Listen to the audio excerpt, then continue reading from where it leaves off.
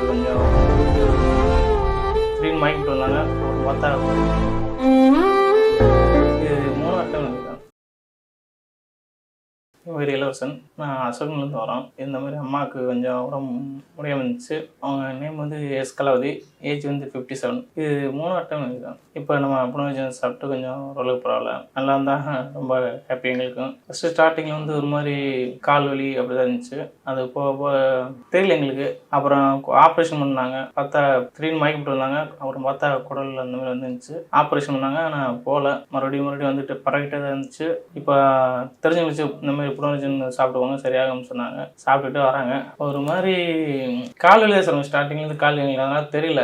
கால் வலி சொல்லிட்டுவாங்க. அதனால் வந்து எங்களுக்கு சரியாக தெரியல, ஏதோ கால் வலினால தான் இதாக இருக்குன்னு நினச்சிட்டு இருந்தோம். அதுக்கப்புறம் அந்த பிரச்சனை கேன்சர் வந்து தெரியும்னா கொஞ்சம் அதுக்கப்புறம் என்ன செய்யுது எது நாங்கள் இங்கே போய் பார்த்தோம். கலைஞர் ஹாஸ்பிட்டலில் தான் பார்த்தாங்க. அப்புறம் ஒரு ஹாஸ்பிட்டலில் கூப்பிட்டு போய் பார்த்துட்டு தான் இருக்கோம். இப்போ இங்கே வந்திருக்கோம். கொஞ்சம் பெட்டராக மாதிரி தான் இருந்துச்சு. மற்றதெல்லாம் கொஞ்சம் பெட்டராக சரியாகனு ஒரு ஃபேஸும் கொஞ்சம் புத்துணர்ச்சியாக மாதிரி இருந்துச்சு. சரியாயிருன்னு ஒரு நம்பிக்கையில் இருக்கும். சாப்பாடு வந்து சாப்பிட்றதுலாம் ஒன்றும் பிரச்சனை இல்லை.